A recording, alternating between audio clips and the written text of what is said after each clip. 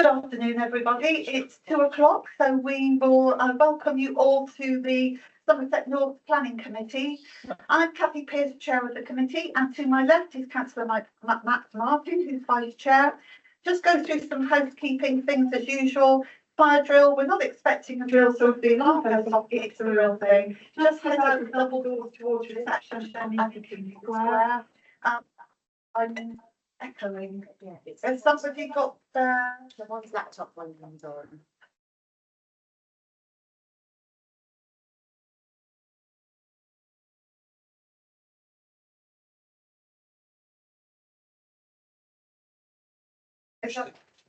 I'll try again. Yes. Thank you. There are toilets in reception should anyone need them, and there's water on the table to your right, and please help yourself if you need any. So this meeting is a hybrid meeting, and that means that committee members are present in Bridgewater House, and the meeting is also available online via Teams. Please note that the meeting is being recorded. Can I remind all those in the room to turn off your mobile phones or put them to silent? And can those joining us online please turn off your cameras and microphones so that the meeting isn't disturbed. I'll now introduce those taking part in the committee today. To my left are officers from our legal and democratic teams, and to my right are the planning officers who will present the applications, plus the officer from Highways Department. And on the wings of the table are the councillors who will debate and decide the applications. The format is as per the published agenda, and a copy of the officer reports can be found on the council website. Each application will be taken in turn. Officers will outline each application, followed by public speaking time. Only members of the public who have registered to speak can make representation. Councillors around the table will then debate and decide on each application. During the debate, there will be a proposer and a seconder for a resolution. Members will vote on the proposal. Only members who have been present throughout the application will be able to vote, and the voting options are for, against, abstain and defer. Votes will be counted and the results announced. So we for the meeting, and I would like first of all to receive any apologies for absence, please. Thank you, Chair. We've received apologies from. That's whenever I press. That's a priority. That's a priority button. It cuts me off. Yeah. We've had apologies from Councillor Brian Bolt and also Councillor Jill Slocum, who is still on leave. Thank you. Minutes from the previous meeting, are they agreed as a correct record? Yes, can we have a proposer? Thank you, Councillor Martin, and seconded. Councillor? Yeah. Thank you. All those in favour, please show. Thank you. I will sign those later in the meeting. Thank you. We now go on to declarations of interest. And can I ask our legal officer just to take us through the declarations and why we need to declare them? Thanks. Thank you, Chair. Good afternoon, Chair, councillors and members of the public. My name is Dr. Sifrem, one of the council's planning lawyers. I am here this afternoon to assist during the meeting as much as I can. As already mentioned, I'll be in a moment take the declarations of interest in any of the planning applications before the committee today.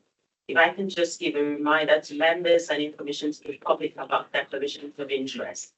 Section 29 of the Localism Act 2011 requires the council's monitoring officer to maintain a register of interest of members of the authority. Councillors need to register any interest so that the public, local authority employees and fellow councillors know which interests might give rise to a conflict of interest. This register is a public document which can be consulted when or before an issue arises. Councillors are personally responsible in deciding whether they should declare an interest in an item at a meeting. An interest may occur in various circumstances. If the member of the committee is also a member of the parish or town council, they may previously be involved in a consultation process and so may already have some knowledge or involvement in a particular application. If a member of the committee has not taken part in previous discussions or may has but can come to the committee with an open mind and has not predetermined the matter, they can take part in the discussion, debate, and vote. If, however, they have declared an interest and or are predetermined, they may only speak on the application at the appropriate time and then leave the room and cannot vote. If councillors would like to raise a hand to declare an interest, we will take the details. Please bear with me while this is on the table. Thank you very much.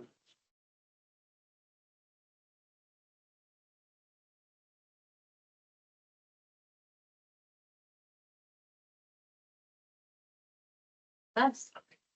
I need to go, an interest on agenda item 6 on page 37. It falls within my ward, but I have attend the parish council meetings, but I've taken no part in the discussion, so I'm coming with open mind. Also on all the items today, they fall in the draining board area of the lower appendix, which I'm a member of. But again, I've taken no part in any discussion on these planning matters at that body, so again, come with an open mind. Councillor Grind? Thank you. Pages 37 to 50 on this application. It's in my division, but I've taken no part in any discussions on this. Thank you. Councillor Hendry? Thank you. I'm a member of the Acts Blue Greenish Board, but I haven't spoken to anybody about anything at all. Thank you. Councillor Martin? Thank you, Chair. Agenda item 7, I have taken part in a number of conversations about this, and I am predetermined on the application, so I will, from instruction, be leaving the room. Thank you. Thank you, and Councillor Murphy?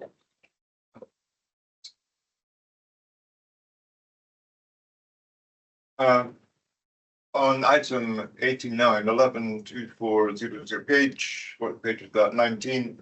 I am a member of the Birmingham Highbridge Town Council. I have not taken part in any conversations or made any opinions on this matter. Thank you, councillors. We now go on to agenda item 5, which is the first of this afternoon's planning applications, which is for land at Lakeside Highbridge, variation of condition 29 of planning permission previously granted. Who will be taking us through? Eleanor? Okay, thank you. Good afternoon, everyone. So this is a section 73 planning application to vary condition 29 on an extant outline planning application up to 410 dwellings. So this is to allow this is to change the trigger point of the condition to allow for preliminary groundworks and works of demolition before the approval of the surface water drainage scheme. So these are our main considerations: the principal development, the variation of condition 29, an update to condition 29, which is now being discharged during the course of this planning application. So the surface water drainage scheme has now been approved. So we'll need to update the condition that was originally agreed. Also, there's updates to other conditions on the section 73 application. So this has been referred to committee as I had an objection from the town council, which was contrary to the officer's recommendation. So this is the site location plan of the extant planning commission. So south of the A38 to the east of the railway line. Everyone can see that. So this was the illustrative plan included in the outline planning application to give context. So with section 73 planning applications, this is just a variation of an existing extant planning permission, so we can only consider matters relating to the planning conditions on the outline consent. So the principal development has already been established. Planning permission has already been granted for 110 dwellings on the site, and that development has lawfully commenced. So that's a material consideration in determining this application. So initially, the application proposed to vary condition 29, which related to the surface water drainage scheme, to allow for groundworks and demolition to be undertaken before the surface water drainage scheme was submitted and approved. So that didn't receive any objections from the IGB, the EA, or the LLFA. So officers were minded to approve that amendment to the condition. However, during the course of the application, the LLFA approved the discharge of condition 29.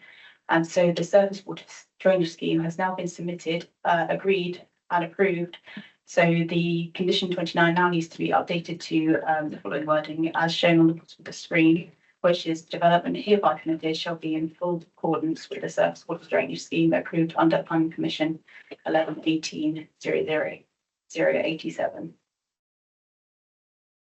So the below are also some amendments to conditions. So the time limit, condition 1 will be removed because development has already lawfully commenced. Condition 2 will be updated to reflect updated plans. So conditions 5, 6, 7, 9, 10, 11, 14, 15, 16, 17, and 24 have been discharged. So they'll be updated to compliance conditions. So the recommendation is to approve the application as we haven't had, as it's a technical matter relates to the surface water drainage scheme. We haven't had any objections from the IGB, the LFA, or the EA.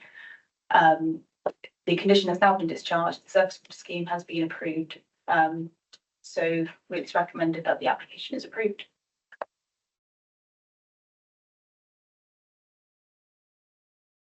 Thank you. Before we go any further, could we just confirm for the benefit of everybody in the room, the acronyms that we use, the LL? Sorry, the Local Local Authority, the Environment Agency, and the Internal Drainage Board. Sorry. Thank you. No, thank you very much. Thank you for that. I realise I omitted public question time in going through the agenda, and in these cases, we take each member of the public who's registered to speak for a particular application at the time that the application is before us.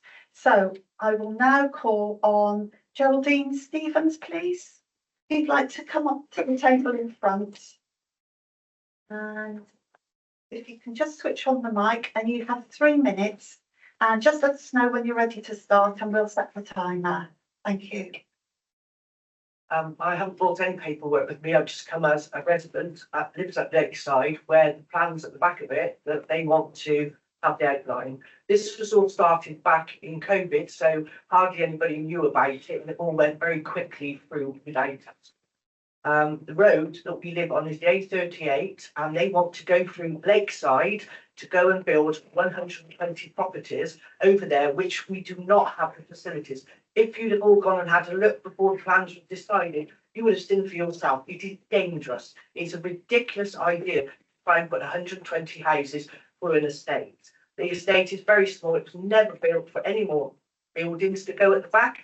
Backland was actually owned by the public, and it was sold off due to the fact of some conditions due to the council not paying money back to Asda's who they'd had. So it's all done underhanded.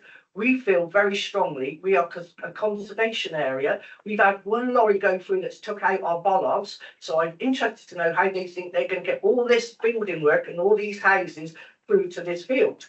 I understand there's a struggle with planning, you know, of people's houses, but this is the most ridiculous spot. And I do believe before you make a decision, you should go and see for yourself, because this is going to be nothing but mayhem. Children are playing there. We've got 35 houses. No, they're there. How are we going to inform 200 cars coming through? How are we going to stop 200 people sitting on a private lake? It's not going to work. So as much as you're all struggling, you know, to make a decision, start thinking about the people rather than the money.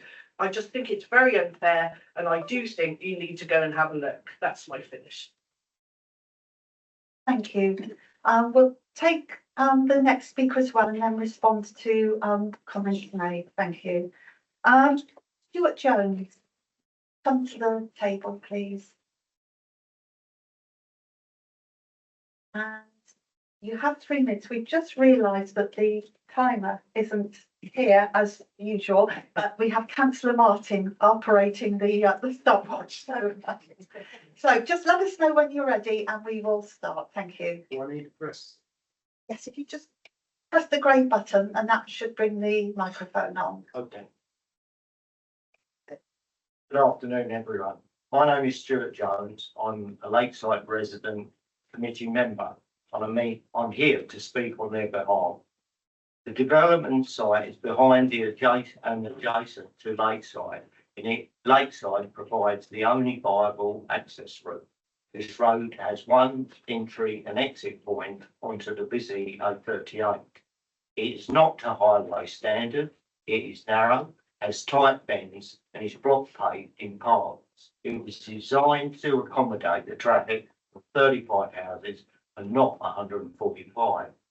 Both lots, the owner of the site and the road, is difficult to communicate with, but they have stated they will not build any houses at Lakeside, and they have been trying to sell the site and the road for a number of years. They have not started construction work. They further state that the proposed new owners will be traditional house builders, whereas their proposal was originally given planning permission based on the fact that their houses will be built in sections off-site and transported to Lakeside, thereby mitigating the disruption and traffic difficulties that a normal construction would bring about. Clearly, this is no longer the case, and traffic in this area has significantly increased since the original approval in April 2020. We therefore request that this easement is refused because it is of the we also request a reappraisal of the whole planning application based on the dangerous and severe traffic difficulties this proposed development poses for the residents of Lakeside and Highbury by an as yet unknown developer. Thank you. Thank you. Would you like to respond? So this is a section 73 planning application that relates to the variation of condition 29, which is regarding the surface water drainage scheme. We're not able to reappraise the planning application through this process or consider matters relating to highways on access. So just to say, this variation on condition is just about allowing preliminary groundworks and work for demolition before the approval of the surface water drainage scheme. That's all we are considering this afternoon. Okay, members, do we have any comments? Councillor Filmer. Question one, comment if I could, I'm a little confused because I understand that we were looking at this particular condition. We've now been advised that this particular condition has been discharged. So why is the application continuing? Because surely it's been discharged. How can you amend something that's already now in force and therefore doesn't require an amendment? Chair, that's a very, very good question. We had that conversation quite recently, the lead up to the meeting. So in conversations with Bob Cluck, who are correct, the resident is correct, Mr. Jones, in that they're looking to hand this over to another developer, which they're able to do on the planning, of course. They were asking for really how can they deal with the drainage details, and they went for they kept their options. They went for both options. One was to change the trigger for the requirement of the drainage works. At the same time, they also submitted the detail to discharge the condition anyway. In the end, the condition discharge was happened first. So because obviously that didn't have to go to committee, that was very much a technical assessment by the local flood authority. We did ask the question, well, you can have an application, almost like an academic exercise. Why are we dealing with that now? Would you like to withdraw? But they did highlight that because of discharge of other conditions, what they would like, because what happens with a section 73 application, obviously you can decide whether to amend condition 29 or not. If you do, then a replacement permission gets issued to the same timescale, but they get more time to build it out. But they get a refreshed list of conditions based upon the previous ones. And there are some small changes, and Eleanor set that out in the presentation, which conditions would be changed. So I think that will give the new developer a refreshed list of conditions that they will then operate to. So it's a bit of a technicality this, and I understand the question because we asked it too. But what would happen if the committee follow the recommendation is that the developers would have a new set of conditions. So no weaker than the previous ones. It's just all updated really. So it's a bit of a strange one, this, I do agree. Can I just ask a question? Why wasn't it an enforcement issue if they'd already discharged the conditions? By discharging, they'd submitted information to us to consider, and we then agreed with those details in the normal way which had happened under delegated powers. It's just on this one, they wanted a change to the condition. When you do that, you have to look again at the planning, not revisit the issues, but look at the condition that's proposed to be changed and basically reissue it. And that's what the applicants chose to do. Thank you. Councillor Bruce. Thank you. First of all, sorry for being late today. To clarify, because I was late in and missed the start of the presentation, does that mean I can't vote on this item? And am I allowed to ask a question on it?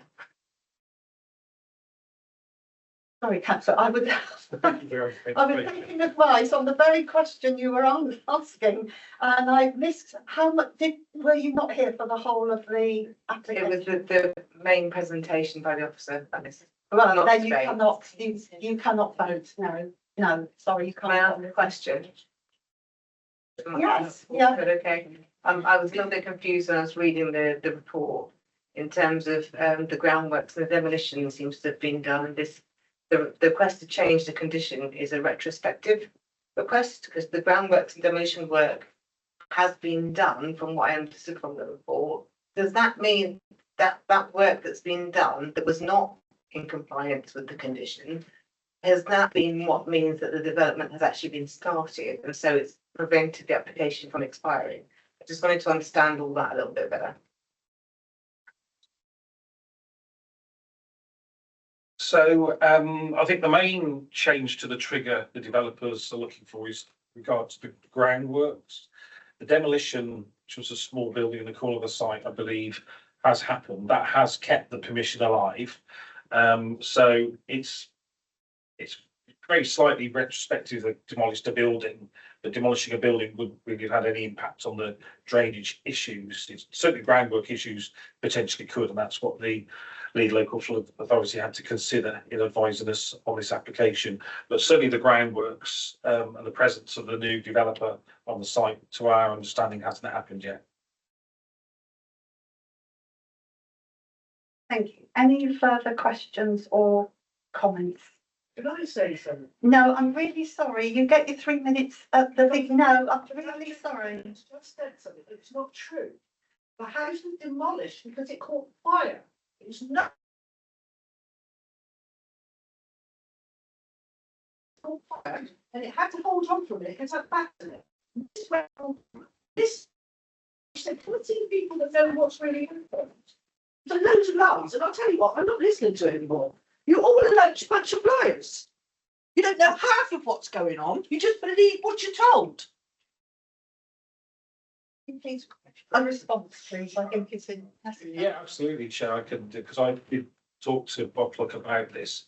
So the question was about whether the permission has run out of time or not. And so the key issue was, has the development commenced? And we accepted an interpretation that demolition of a building on the site, if that had happened, then we would be satisfied that development had commenced.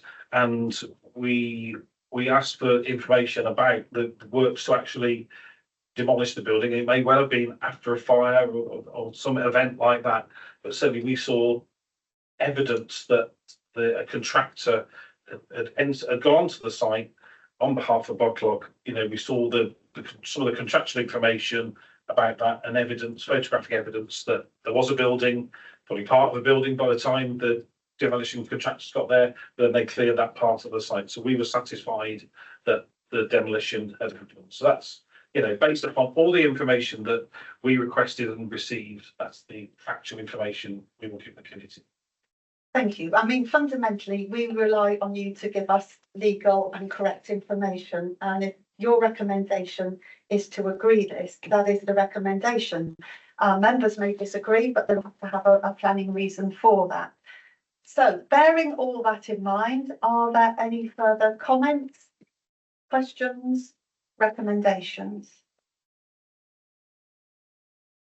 If there are no, then I will recommend the officer's recommendation to agree permission. Do we have a seconder? I'll second, Chair. All those in favour, please show.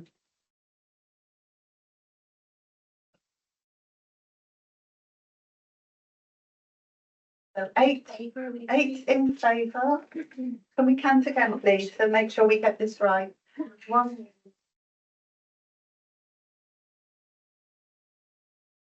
So that's 8 in favour, any against? And any abstentions? Two abstentions. Thank you. So that is carried. And we do the count again, please. We need to be absolutely sure. Yeah. So all those in favour, please show. Oh, Hillary. Of course, yes, thank you. Yes. Thank you. Okay, so that is passed and we move on to the next application, please. Which is agenda item 7. No, sorry, agenda item 6, and that's the application for Batch Nurseries, Lyncham.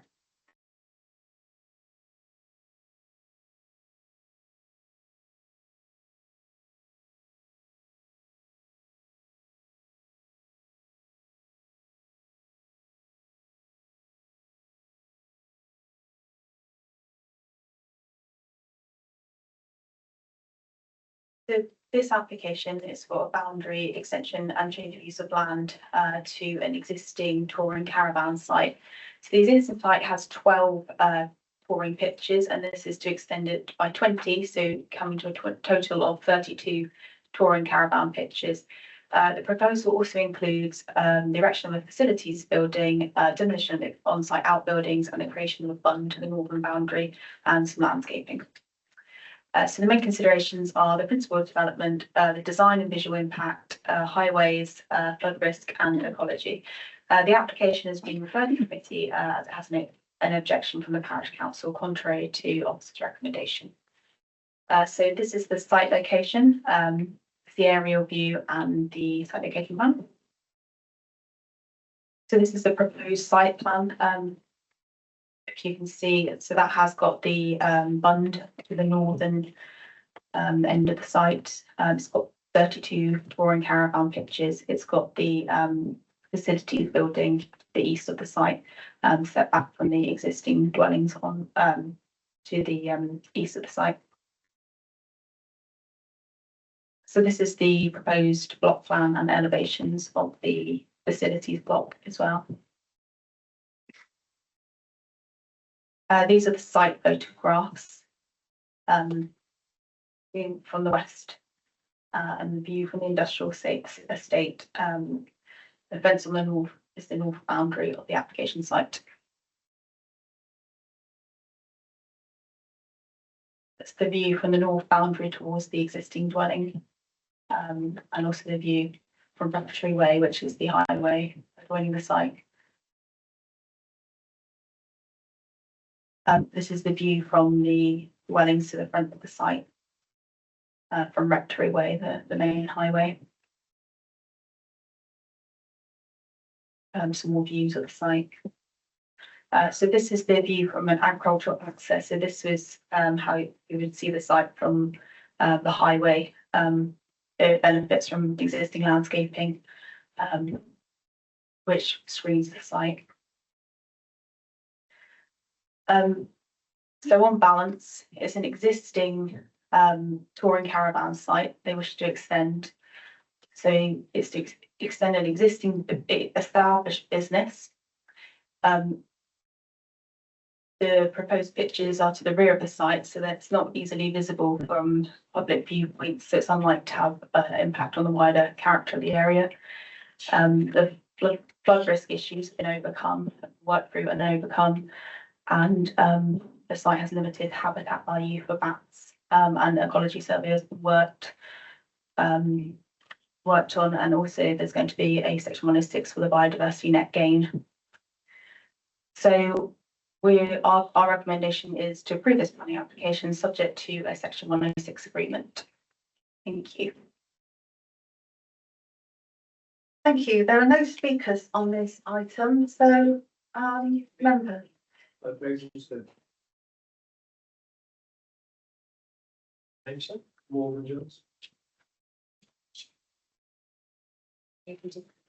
May have been missed.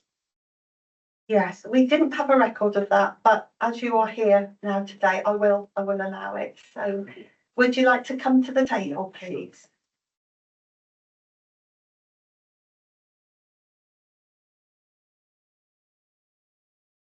Hi folks, we bought the site 6 years ago. It was running then as a caravan park and a large industrial unit at the back that was crushing rocks and basically some of the stuff that was in there was not good.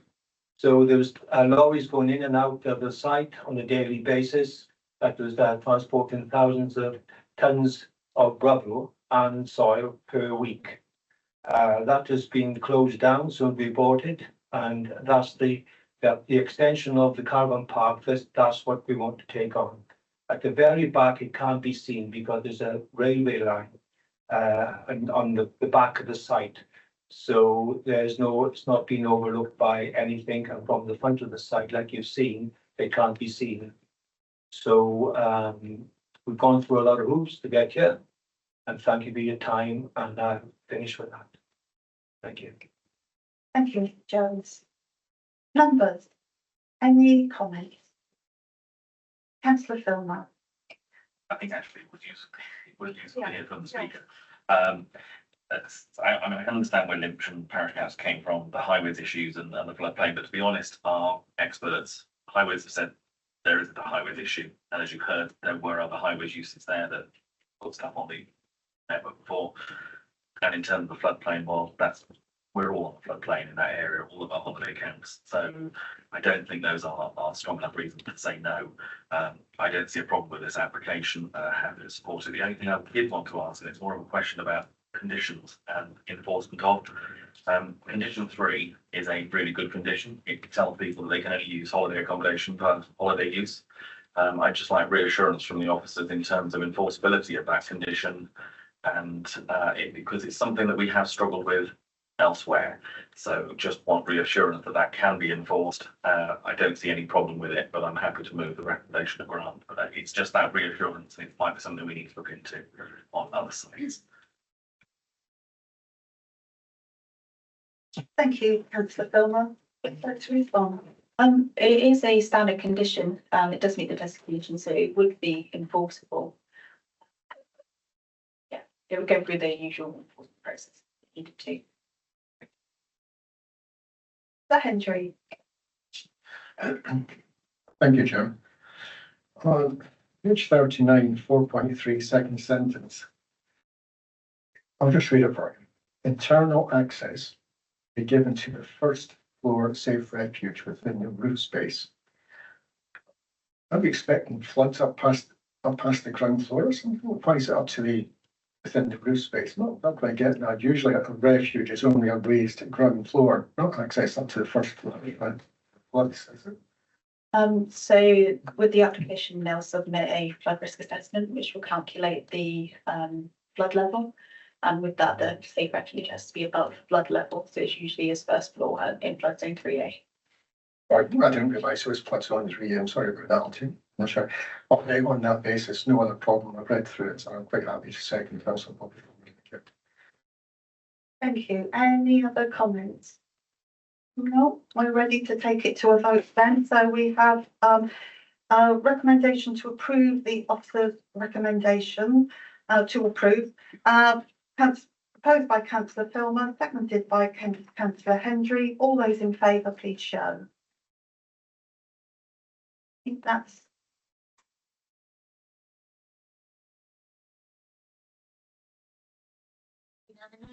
is unanimous and passed. Thank you. We'll now go on to the final application of the afternoon, which is agenda item 7 on page 51, and this is the planning application for land to the southeast of Snipeford Lane, Wedmore, for the erection of a building to be used as a cattery and associated works. Can I just ask the planning officer to come to the table, please? And there has been some correspondence about this application and its readiness to go to committee. So if we could have a summary of that, please. And also councillor Martin needs to leave the table at this point. Yeah. Thank you, Chair. I've just been informed that I can stay for the presentation. I just need to leave before the discussion and the vote. Thank you, Bonnie. Thank you. Good afternoon, everyone. So yes, there has been some correspondence from the agent with raising concerns that the report doesn't go into enough detail regarding some of the information supplied. I have gone through this and I can assure you that in the presentation that you're about to see, any points that have been missed in the report are in the presentation. I think the matter in the correspondence was that although they're being raised here verbally, they haven't been given in writing to members. I think, Chair, I mean, kind of the discussion about inaccuracies or things being missed, I think it's largely a difference of opinion, but that will ultimately be for individual members to consider. So obviously we publish a report, which we did over a week ago. That's for scrutiny both by objectors and also promoters of the development, including the applicant and their agent. They've raised things with us. We've sort of noted that. There's been correspondence relating to that. So as we've said, really, in response, we'll cover that off in the presentation. Also, I know that's not providing you in writing, but ultimately members will need to feel satisfied that you have enough information before you to make a decision on this either way. Obviously, we're here to take questions as well on any of those differences or the merits of the scheme.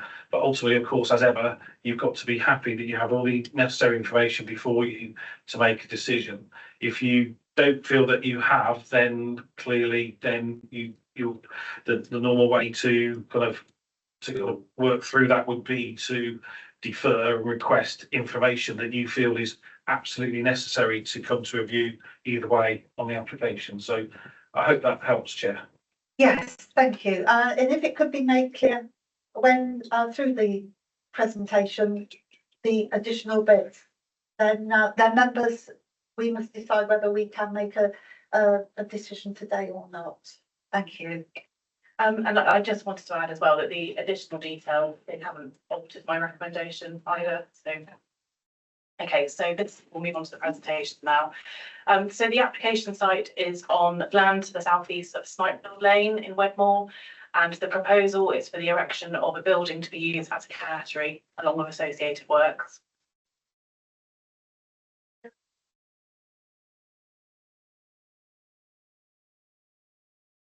Sorry, just bear with me, there's a bit of technical.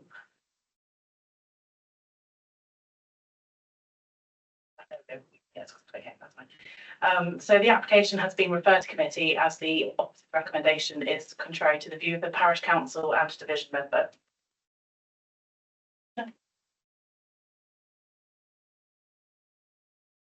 Sorry.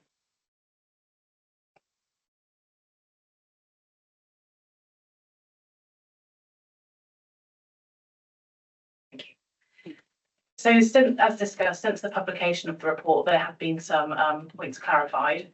So the dwelling that is adjacent to the application site, known as Orchard Paddock Farm, is occupied by the landlord of the application site. The agent has also set out that a new fit for purpose building is required due to licensing changes in respect of being a boarding cattery, and that the new building would be needed to achieve a rating higher than 3 stars. In terms of the current cattery business at New Grove Farm, this is a tenanted farm owned by the Hughes Exes estate, and the farm is leased by the occupiers of New Grove Farm House and Orchard Paddock Farmhouse. The current cattery business was set up by that family that tenant the farm, and due to retirement in 2022, a previous employee of the cattery business took the opportunity to rent the premises under a new limited company. And the area of land currently used for the cattery at Newhouse Farm is to be used for an alternative agricultural use. So this is the list of the main considerations. Wedmore also has neighbourhood plans, so these are the relevant policies. The application site is a grass field located to the southeast of an unclassified road, sited approximately 1.6 kilometres directly from the village centre of Wedmore. The site is accessed via a track that runs along the northeast boundary that also serves the adjacent residential dwelling and the former Girl Guide Centre to the southeast. The application seeks consent for the erection of a building to provide a cattery to allow for an existing business to relocate. The proposed building would be served by a parking area and access onto the existing track that connects to the main highway network. The building proposed would have a footprint of approximately 45.35 metres by 10 metres, finished with a pitched roof with a ridge height of approximately 3.71 metres. The building is proposed to be finished with corrugated metal sheeting. We then move on to site photos. So some of these are from Google Street View, just because they give a better sort of panoramic view. So this is the views of the site as indicated by the arrow as you approach from the southwest. So these Google images are from June 2023, so they are fairly recent. And this is as you carry on travelling up the road. And then there you can see the access that is shared with the house. And then that track goes further down to the former Girl Guide Centre. And then this is a view of the site from the other side of the access. And we then move on to my own site photos. So again, this is the access that you previously just saw. And as you can see, it's quite an informal track. So that hedgerow to the left is essentially the boundary of the application site. And then looking back down towards the track with views of the field where the proposal is for. Then looking through the field gate where the proposed building is to be sited. So whilst there's no previous planning consents in respect of the land where the building is proposed, there are some relevant planning consents in respect of the existing cattery. So currently the cattery business is located where the blue star is on that plan, which is approximately 1.2 kilometres from the application site. So this is a list of the relevant planning permissions for the existing premises. All three of the previously mentioned consents carry these conditions that have been imposed to ensure that the cattery business remains part of the New Grove Farm enterprise and to not be used separately from the farm. This is due to the existing cattery site being in the countryside and only considered acceptable as it was a form of rural diversification and took place on site of the farm. Additionally, policy E8, which was the relevant principal policy at the time of consenting the original cattery, required any new building to be sited in or adjacent to an existing group of buildings and blend satisfactorily into the landscape in respect of design, siting and materials. So we now move on to the main considerations of the proposed scheme. So the application site is outside of any development boundary, and therefore in accordance with policy CO1, development in such locations is strictly controlled unless there is a specific locational requirement and a rural location is needed to facilitate the proposed use. The proposed development relates to an existing business that is seeking to relocate. The existing business premises is currently located adjacent to the Blackford settlement boundary and is also in close proximity to other buildings such as New Grove Farmhouse and associated agricultural buildings. The existing cattery premises is conditioned to only operate as a form of agricultural diversification at New Grove Farm, and it is considered that the proposed development is significantly distant from the main part of the farm. The submitted planning statement sets out that the proposed location is required to allow for a key holder to reside in the adjacent house, known as Orchard Paddock Farm, which is approximately 50 metres from the application site. This is an agricultural worker dwelling. However, in terms of the need for such close proximity of an out-of-hours key holder, the application only refers to operational reasons, but no further details or justification have been provided regarding this, other than the occasional need for there to be an attendance out of hours. It's considered such an out-of-hours proximity could be potentially provided at a further distance, and that this does not rely on proximity. Additionally, Orchard Paddock Farm is not included within the red or blue line on the location plan, and therefore conditions could not be used to secure the occupation of the property to be key holders for the proposed cattery. So considering further the justification that has been set out in the application, the agent states that the proposed cattery is required in this location due to the relatively close distance to the existing business premises. However, the only justification that's been provided for this countryside location is that there are a lack of suitable alternative sites within 3 miles of the current business location, which are also adjacent to an existing dwelling for an out-of-hours key holder.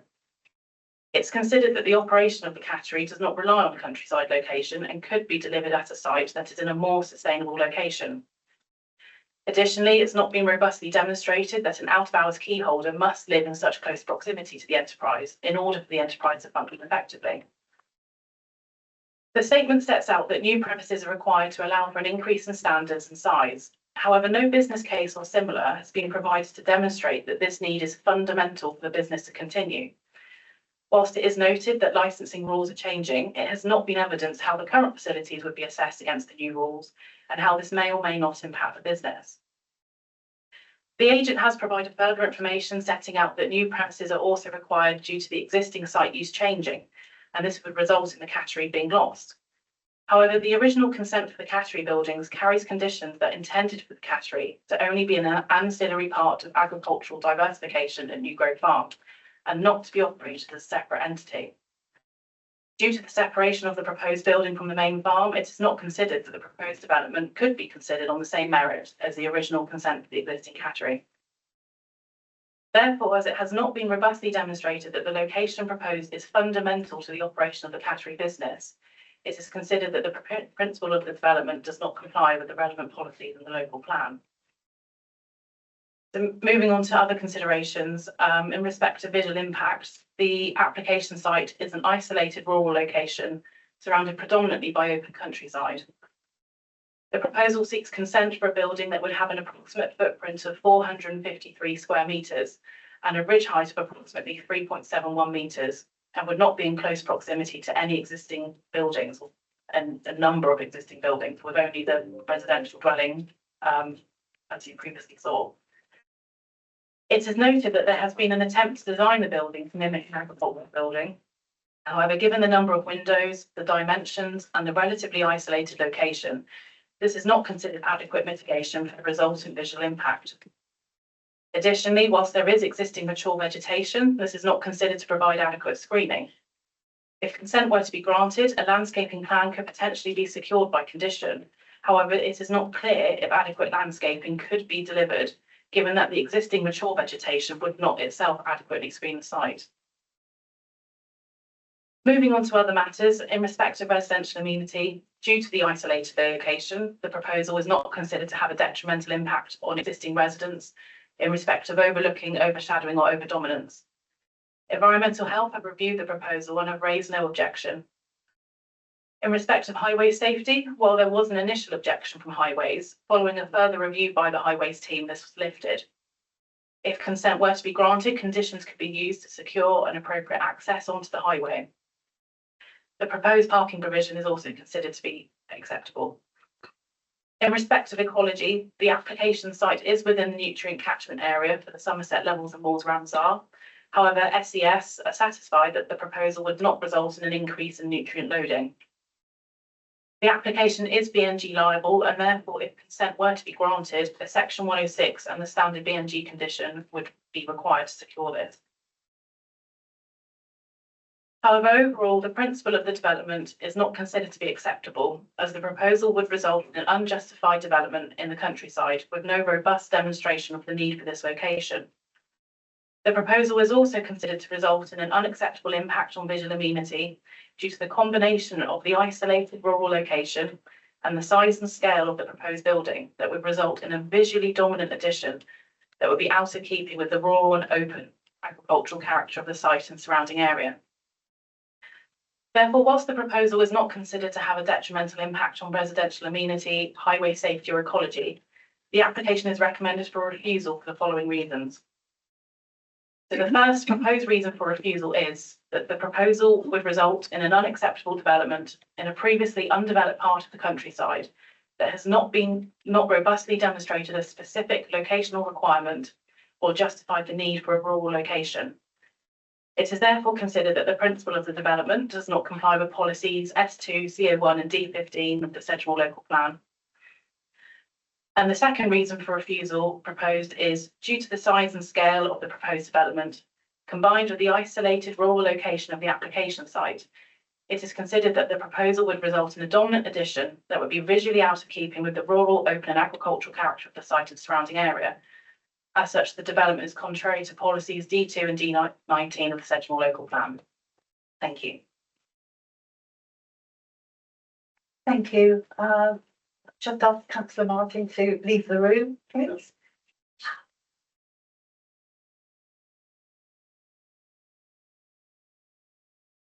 We have 3 speakers on this.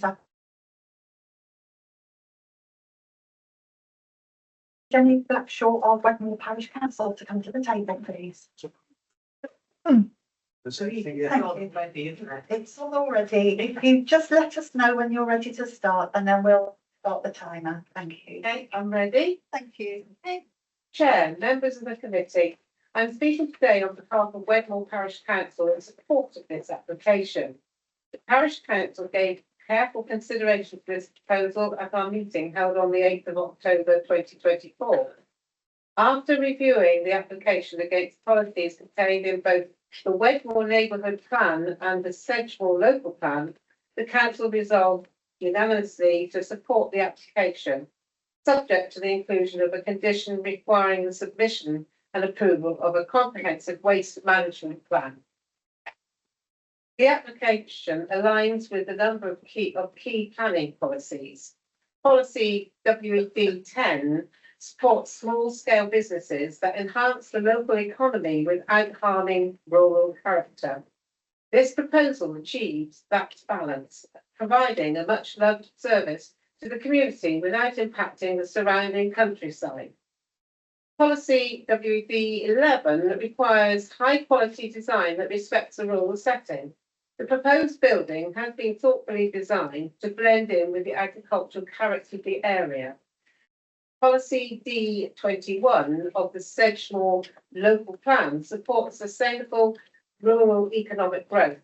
This application will secure local jobs, offering flexible employment and work experience opportunities for young people in the area, where public transport is very limited. Policy D14 seeks to preserve and enhance the landscape. The site is well screened and the proposal has been designed with sensitivity to its surroundings.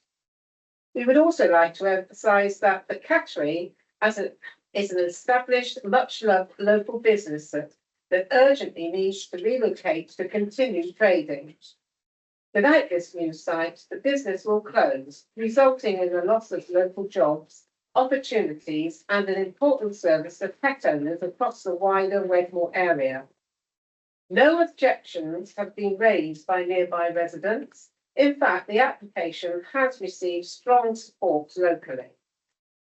In summary, the Parish Council considers this to be a modest, well-designed, small-scale rural business that is entirely appropriate for its setting and consistent with both local and district planning policy. We respectfully request the committee grant permission, subject to appropriate planning conditions, including those relating to waste management. Thank you. Thank you. Can I call the next speaker, Councillor Harry Muntz, please? Is Harry here? Is Harry online? Yeah, I'm online. Can you hear me? Only just. I'll just see if we can sort out some technicals to turn the volume up. Thank you. I could have done that. Yeah. Sorry. That's as loud as it will go. Harry, would you like to speak again a moment, just to see if we can hear you? Yeah, is that any better? Can you hear me now?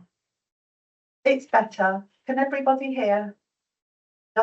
Yes, yeah, just about. Yes, so if you'd like to let us know when you're ready to start, we'll set the timer. Thank you very much. Thank you for the opportunity to speak in support of the proposed relocation of the Cattery in my role as the local division councillor. I must first highlight that the report before you is inaccurate and places the applicant in an unfair light. I would request that regardless of the outcome of this application today, the planning report is corrected to be factual and accurate on the planning website.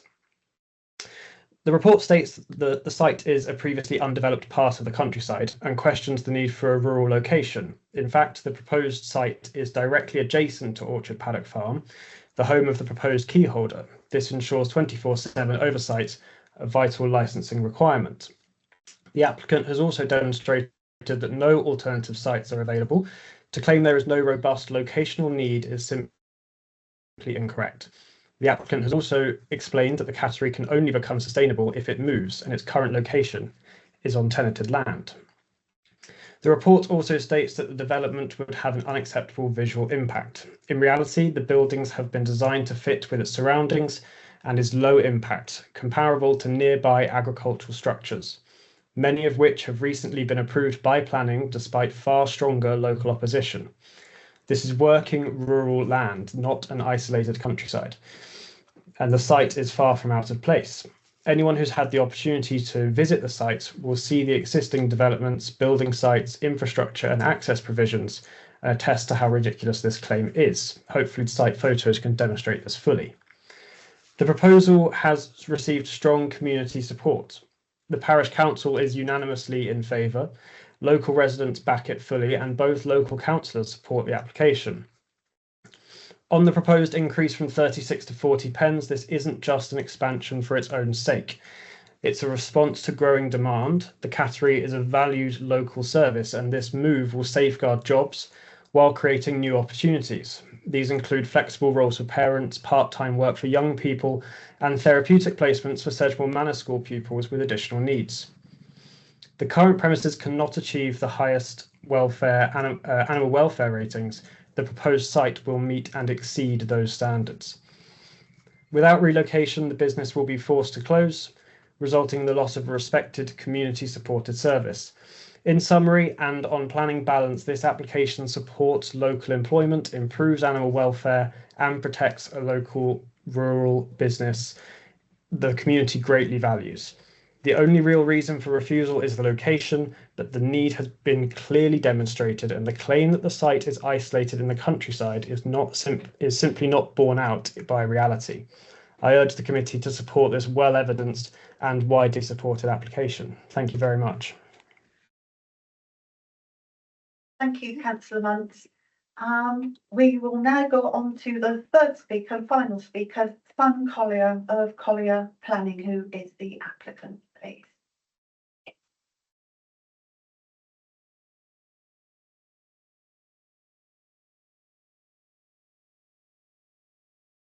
You'll have 3 minutes. Are we ready to set the timer? Yeah, so just let us know when you're ready to start. I'm ready, yeah. Thank you. Thank you, Chair. Good afternoon, everyone. I am Simon Collier of Collier Planning and I'm speaking on behalf of the applicant. The applicant's Cattery business is a valued existing rural business that is of benefit to the local rural economy and provides an important service to the local community. This is made clear by the support for the planning application from the parish council and the numerous letters from members of the local community which have been submitted to the council. The lease on the Cattery's existing premises is expiring, and so there is a clear need for the business to relocate. Clearly, the location of any new premises needs to be relatively close by to the existing premises in order to still meet the needs of its customers. Only premises within the settlement boundaries of Blackford or Wetmore would be sequentially preferable than the application site, as all others will also be in the countryside in policy terms. However, The results of an online search for available commercial properties within 3 miles of the existing premises, which has been provided to officers, shows that there are very few available premises in total and none which are in any way suitable or affordable for the proposed use within the settlement boundaries of either Blackford or Wedmore. This is why there is a specific need for the proposals to be located in the countryside, and this case has been demonstrated. It is also the case that there are no available existing premises within the search area that are also suitable in a countryside location either, and this necessitates the need to erect a new building. The application site is suitable because it is adjacent to an existing dwelling where key holders can deal with issues that sometimes occur out of hours. The circumstances and requirements of the existing business are therefore such that the application complies with your local plan policy CO1 because there are specific needs for the proposals to be located in this countryside location.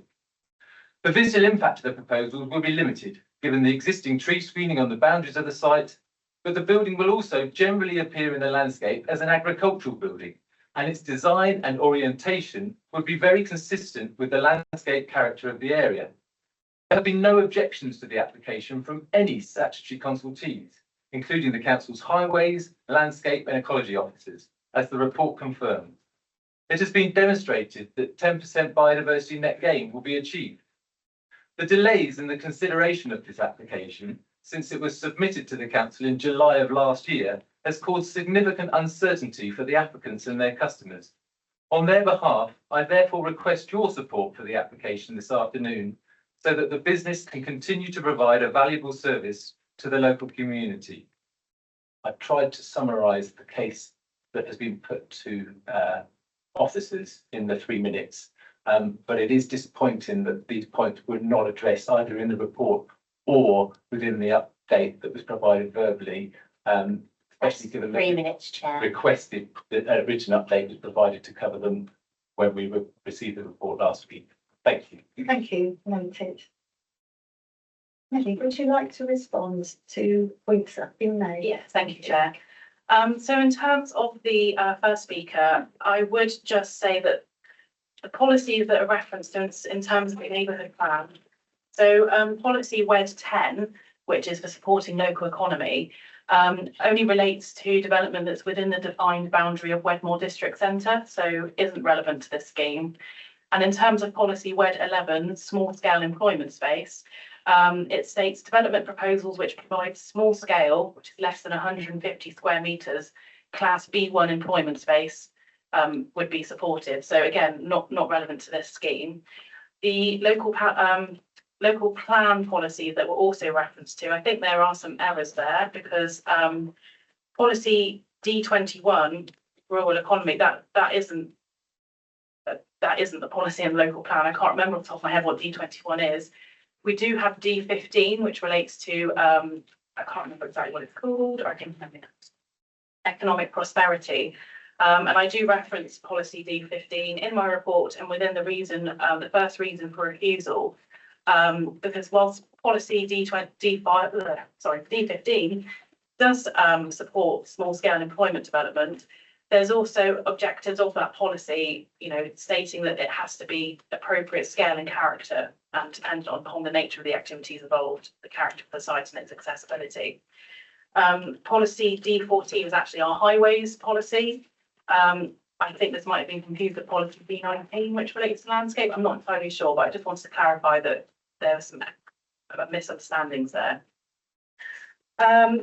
In terms of some of the other points, so I appreciate that there has been an online search that's been carried out for alternative sites. I don't know why 3 miles was chosen. I appreciate that you've got the existing client base, but 3 miles wasn't dictated by me. It's still not entirely clear why there has to be an out of hours key holder in such close proximity. And it is also still my view that a cattery could be provided in a more sustainable location. It's not something that can only be delivered in a countryside location, such as, more typical rural uses, such as farm buildings, equestrian, things like that. And in terms of the delays in consideration, so yes, there have been some delays. Some of those were due to clerical errors, but also some of the delays were due to ongoing resource issues we're having with ecology in terms of delays in response times. So that is perhaps a bit of an explanation there. I think I've covered everything, but please tell me if I haven't. And of course, obviously, we apologise collectively for that delay, but ultimately that shouldn't affect members' consideration of the merits of the scheme, of course. Well, before I go any further, I want to seek members' views on, are you happy for us to be able to make a decision, or would members prefer it to be deferred, bearing in mind the updates we've been given? That's the Hendry. Just moving on from that for a second. We as a planning committee are here to decide yea or nay on any application that comes before us. Case officers obviously lay out and they do a recommendation. In this particular case, I watched the case officer recommend, the whole case was spelled out and listened to the public. I have had several emails, I'm sure everybody else has as well, not just me. I've got several emails from neighbours around this project, and everybody is in favour. I've had nothing negative whatsoever. I've listened to all the public speakers, and again, everything is positive. There's nobody against this.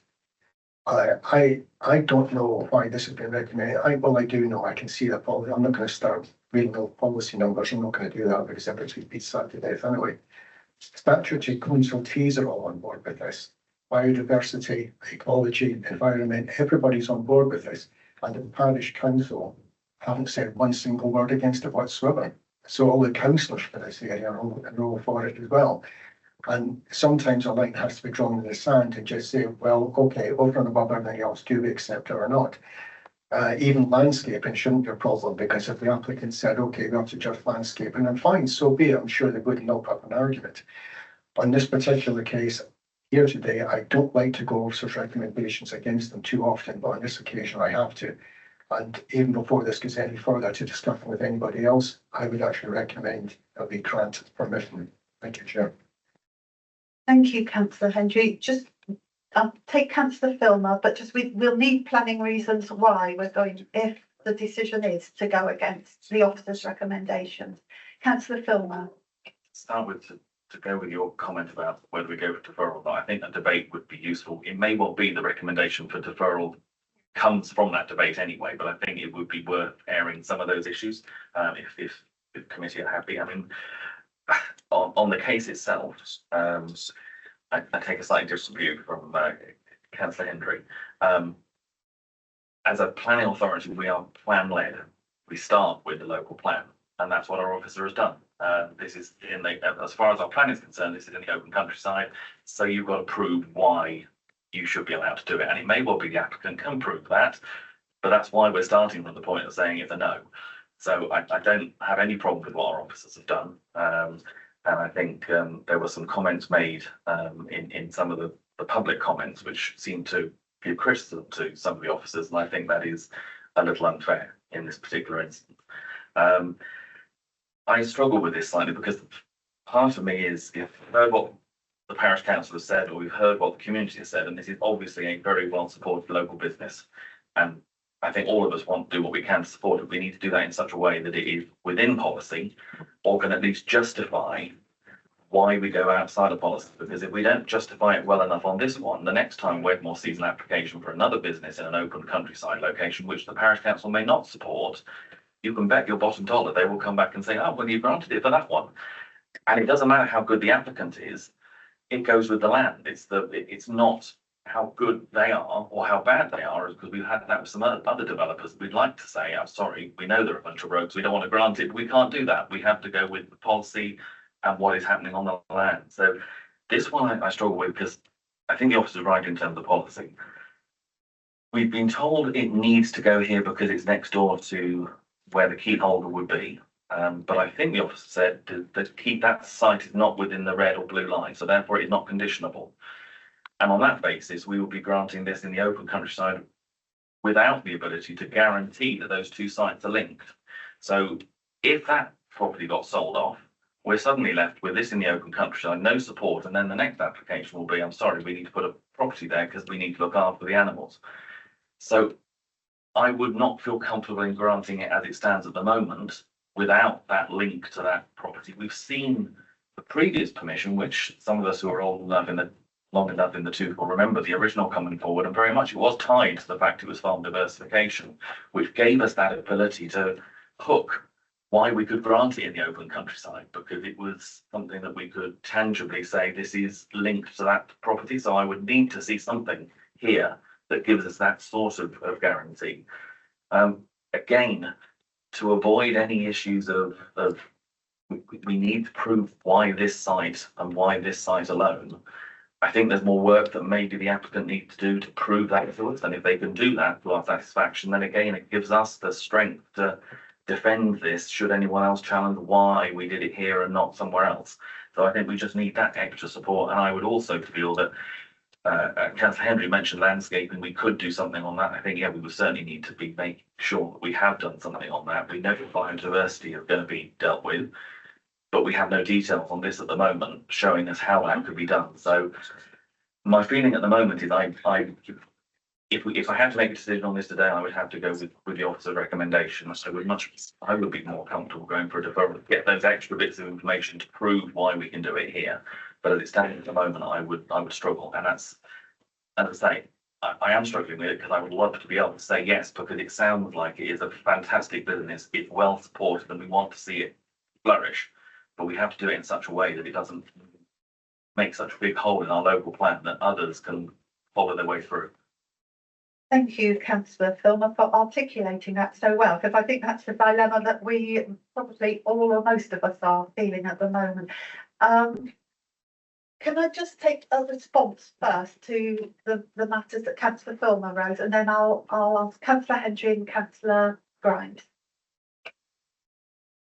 Thank you, Chair. So first of all, I just wanted to circle back quickly to Councillor Hendry's comments. I appreciate there are no objections from the statutory consultees in terms of highways, ecology and things like that. But matters in terms of principle of development and visual amenity, that is for the planning officer to determine. And I am effectively objecting by recommending refusal. In terms of the points that Councillor Filmer raised, yes, very much about, the justification. I would still question, or I do not understand the functional need. If you think about when we talk about agricultural worker dwellings, they're only permissible when a functional need has been demonstrated that requires someone on site 24/7. Now, that is an agricultural worker dwelling that is adjacent to it, but what is the functional need for a cattery to have a key holder immediately adjacent to the site? It's in the council guidelines, the licensing of a cattery. Sorry, I appreciate the strong feelings here, but we have to debate this. There's been opportunity for public speaking time, but we have to debate it amongst ourselves now. Thank you. I've not had that information from licensing in terms of what is and isn't required, so I can't comment on things like that. But that is the crux of this, isn't it? And also, I did want to just raise as well, once we've got CO1, which is about development in the open countryside, going back to policy D15, which talks about economic prosperity.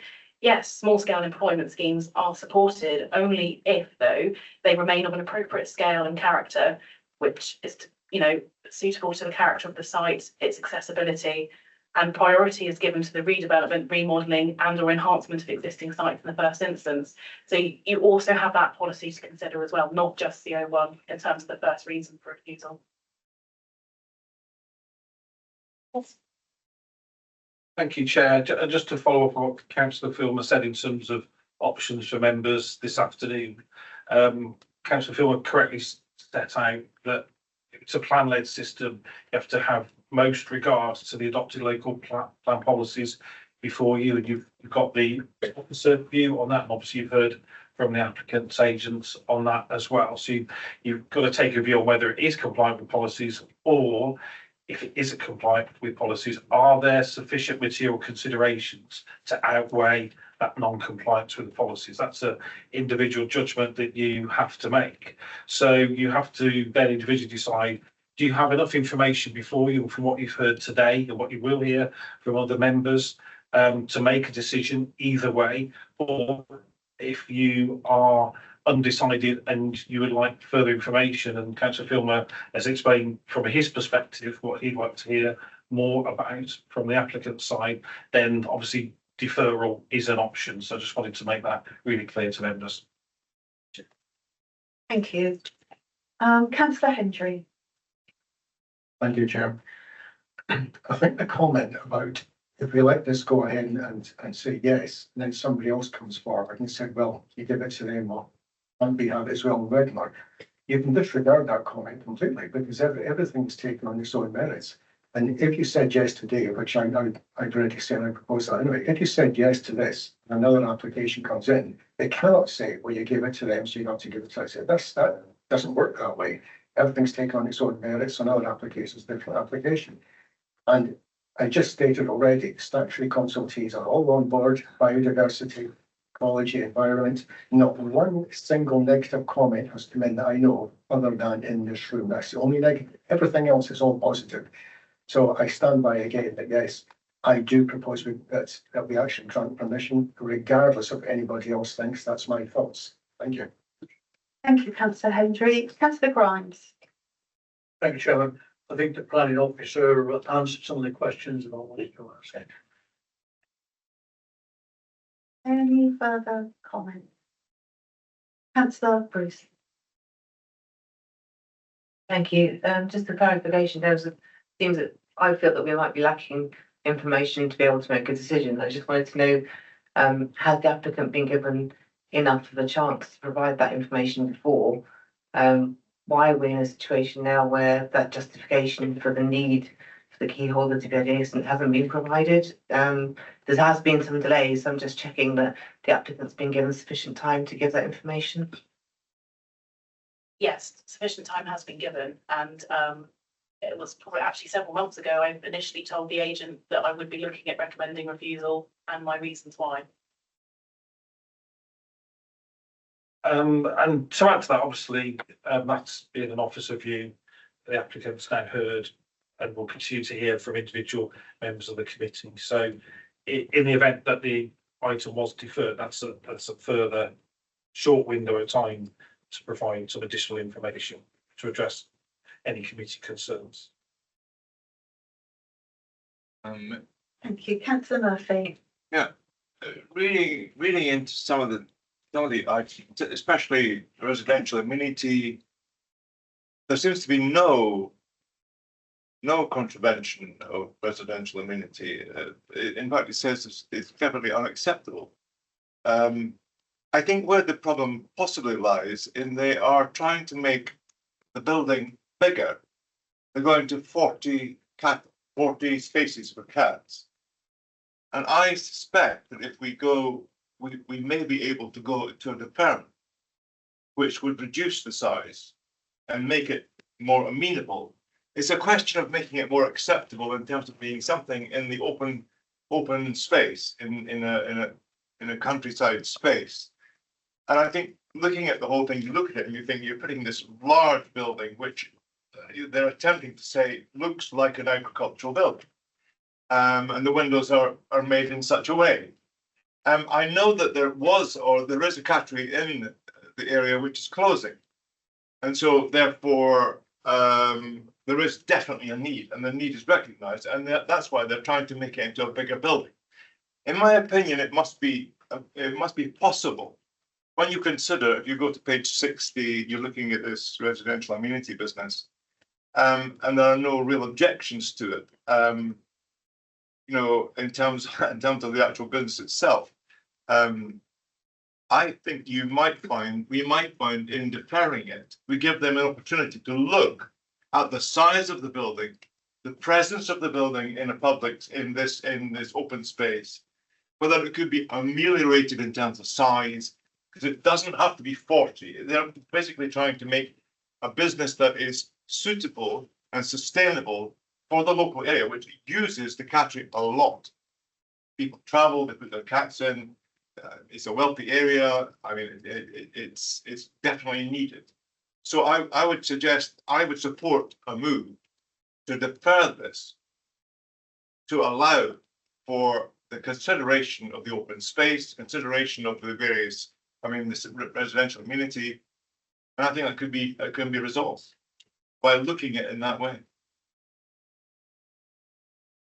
Thank you, Chair. I mean, I fully understand where Councillor Murphy's coming from, but as ever, the advice is whether it's today or a later meeting, you have to consider the proposal before you. So it would be legitimate to defer consideration of this application for further information, such as the link to the key holder property, the justification for the relocation, the justification for in detail the new licensing requirements. We know there are new licensing requirements. We don't quite know what they are, but that might then tell the tale in terms of why the building is of that scale. So I think that will help the committee in their consideration. For us as officers, we're open-minded, but it's not likely to reverse our recommendation, but it may kind of influence the decision that you ultimately make. But that you unfortunately you can't expect the scheme itself to change following a deferral. Sometimes schemes do change, but due to the principle of you've got to determine what's in front of you, I don't think you should specifically defer for a change to the scheme. Otherwise, you could be disappointed. May I reply? Oh, yes, Councillor Murphy. Thank you. I would just point out to you that in your refusal to, it says your recommendations to refuse application, you do mention specifically the size and scale. That is one of your major comments. So if what I'm suggesting is, if deferment was resulting in less size and scale, you could consider your judgment. That's all I'm saying. It's not a big point to make, but it's a point to make in terms of what you actually said. You have said the proposal would result in unacceptable development in a previously undeveloped part of the countryside. Accepted. But it depends how unacceptable that is in terms of the size. And then the second point, due to the size and scale of the proposed development, combined with the isolated rural location of the application site, it's considered that the proposal would result in a dominant addition. Agreed. And these are the 2 points that have to be considered in a deferral. Now, if the person who's looking at it comes back with a deferral and says, okay, we'll make it half the size, we'll make it 3/4 the size, whatever. I mean, I'm just saying that I'm not criticizing you at all. I think you've made a very good case here. But I'm just pointing out in terms of this, it could be resolved, possibly resolved, because there is a need. There is a need without any question. I'm going to shut up at that. Thank you very much. Thank you, Councillor Murphy. Gary, or Nelly? Yeah. Thank you, Councillor Murphy. I just wanted to sort of clarify a few points. So whilst changes to the size might alleviate the second reason for refusal, the first reason for refusal is the principle rather than the size of the development. You talk about there being a need because there's demand, okay, but that then doesn't mean it has to be in this location just because there's a customer demand. I think it's probably what I would just clarify. Yeah. Councillor Filmer. Thank you. I was going to make a proposal which was deferral, which actually Colin basically picked up most of my reasons. It was looking at the relationship between the key holder building and this site to make sure that is something that can be secured. So whether that's red line, blue line, whatever, I just think there needs, if we're going to grant this, we need to know that the reason for putting it there is because of the location next to that building. If those two buildings aren't actually tied, then what's the point? So I think we would need to see that. I think that that's a locational requirement as well needs to be clarified. I think this issue about the licensing and the requirement for the oversight is something, again, we need to just see ourselves, because again, those we can then use as material considerations that potentially feed into why in this particular case we might go against the original policy, but we feel that it's addressing those points. So I think that gives us at least the ability to do that. On this particular site, I think we also mentioned the landscaping and making sure that anything is fitting in with the setting. For me, the size and scale of the building I'm not too worried about at the moment, because I think that can be addressed, but we need to address the site and why we shouldn't be there. So I think that would be my proposal. So what's the proposal? That's the proposal. We've already had a proposal from Councillor Hendry to accept the application and grant permission to build. So I'll take that one first. Oh, yeah, sorry, go. Yes, Chair, not wanting to hold that up, but that'd be to move approval subject to the section 106 agreement on biodiversity net gain and suitable conditions. And do we require for that proposal other planning reasons why we could be voting for it? I think maybe if Councillor Hendry could explain either it's compliant with policy or what the material considerations are that outweigh the policy, that would help the motion. Thank you. I'm not going to go down the route of policy numbers because I know we are driven by policy and I do realise that. And I'm actually basing this on the fact that we've had nothing negative coming from the whole village. The parish council on board with it. I've been through all this already. It's actually consultation. The only thing negatives we've had is actually in this room. Yes, I know policies up and down. Some are okay, some are not okay. I'm sweeping that to one side. I'm going purely on the fact that I've heard nothing negative whatsoever. Everybody's in favour of it, including the parish council. These people and say, well, it's a local business, they're going to employ people, they're doing a service that's obviously required. I'm sure if you ask them to do landscaping, I can't speak for them, but I should have nodded it and say, okay. Everything is positive about this, and the only negativity is in here. So that is where we are. Thank you. I think that does leave us vulnerable without the relevant policy, but so be it. Can I just call in Councillor Bruce, because you did raise your hand to speak? Yeah, thank you. I don't know if you need a seconder for Councillor Filmer's proposal. I'd be happy to second it, mainly on the basis that I think if it wasn't for the level of support, and yes, we've all received emails and we've also been, it's the level of support that means for me that this deserves a referral to allow them the possibility to strengthen their case and protect both them and the case officers in this case. So I would like to second that. Thank you. Thank you. I'm on Councillor Hendry's at the moment. Is there a seconder for Councillor Hendry's proposal? No, I'm not seeing any. So that has fallen. So therefore, we have a proposal from Councillor Filmer to defer based on the links about more information regarding the link to the neighbouring property and more information regarding the licensing requirements so that we can make a really robust decision when it next comes back to us. Do we have, and we have a seconder for that, Councillor Bruce. Can I ask all in favour of that proposal? Please raise.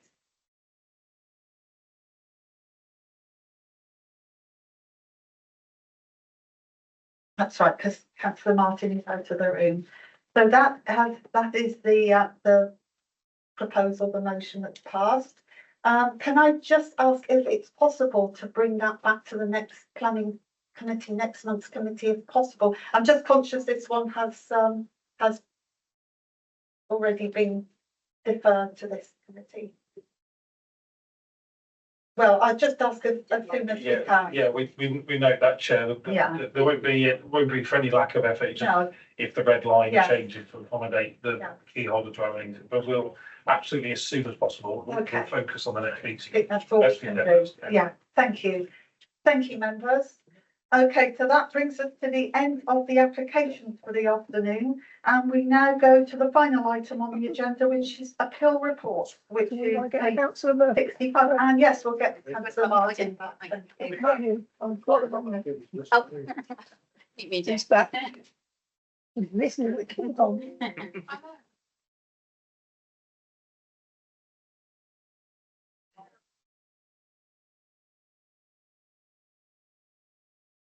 Similar to give it. I know. And as they say, quite Share that position. Thank you very much for that. Giving us time to get to the right page. So members, this time's report on appeals. You'll note on page 65 of the papers, 2 appeals have been received since the last meeting.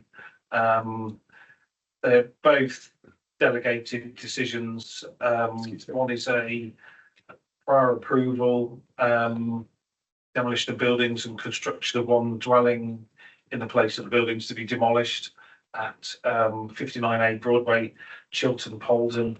That's delegated decision, and that's a written reps appeal. And the other one was also delegated and is a written reps appeal.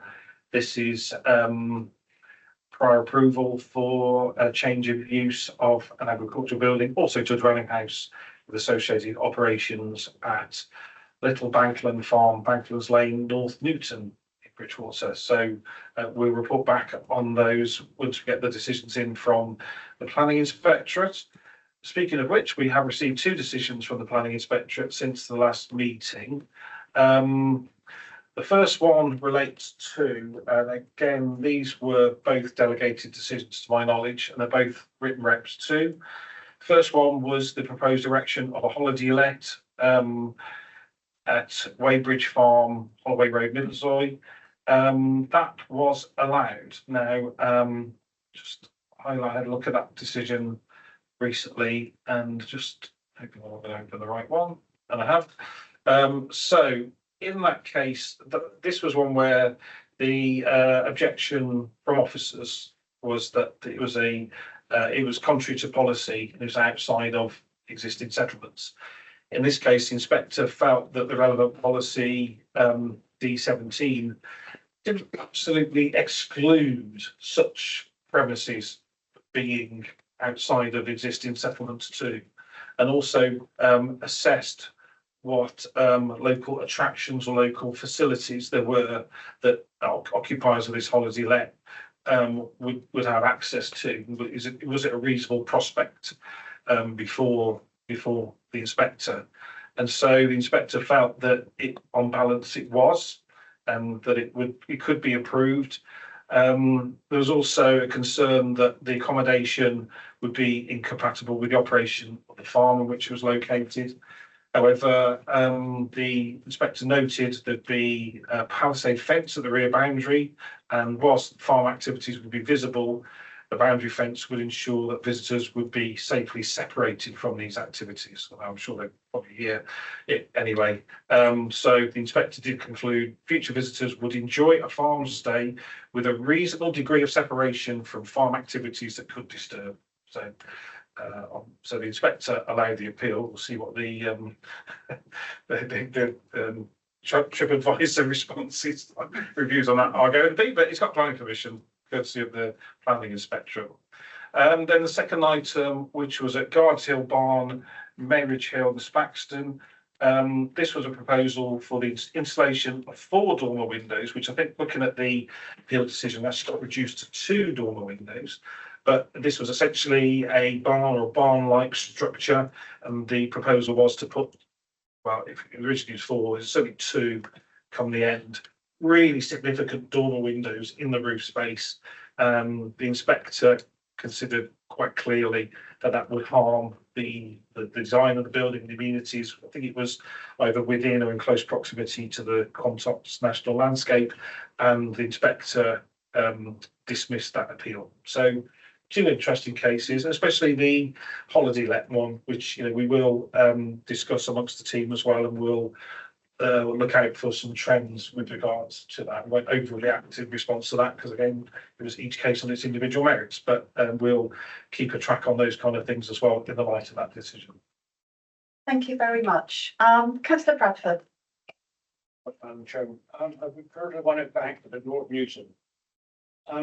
Why they gone straight to appeal? Is it the fact they've been waiting for so long regarding their planning application that frustration is crept in? That's what the agents have decided to do now. Sorry to be awkward, but I have to say what I've been listening to. It's the first time I spoke today, and I didn't want to think I've gone down. Chair, never ever.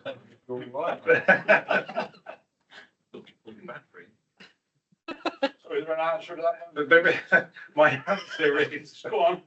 is that I will look into that while we're here, and I'll tell you outside the meeting if that's okay. Simply because I don't know, but I can quickly look it up.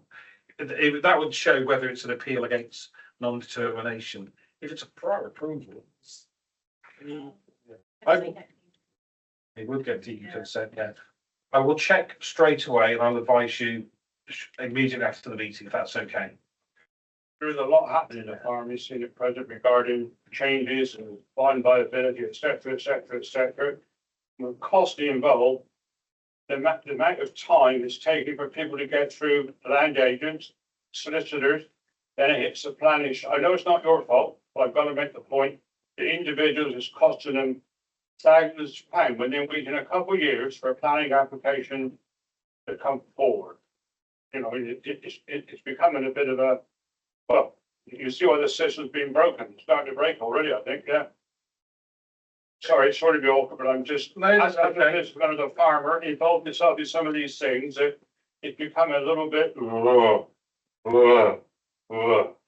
that's how, sorry. Well, we have, for the last few months, put more resource into the service. Some of it is for a fixed term period, but we're only partway through that fixed term period. There's not additional resource in the service until the end of September. And then beyond that, the actual resourcing of the planning service is greater than it was proposed to be in the original budget cuts, because through the support from members was very welcome, but it's back to a more sustainable level. I'm not saying there won't continue to be some delays in that, but you know, the statistics are showing we're actually getting on top of the workload and there's less work in hand at the moment. So I don't know the circumstances of that particular application, but in terms of a future trend, yeah, certainly at the moment we've got more officers that we can allocate work to, and we should be experiencing less delays than we have in the last 12 months. Can I just say, at the Australia down the cricket ground about 6 weeks ago, I think 9 more planning officers were coming on the scene, is that right? And they going to be agency staff or full-time stuff? That was given out when they were arguing about budgets. I nearly went to sleep, I did pick that up. Can I just say, we're going off the topic of the appeal here, so if there are no more comments on the appeal. Because we want to know if there's more planning officers coming within the system. If there are no more comments on the appeals, we'll declare the meeting closed and thank members for all your contributions this afternoon. Thank you. Thank you.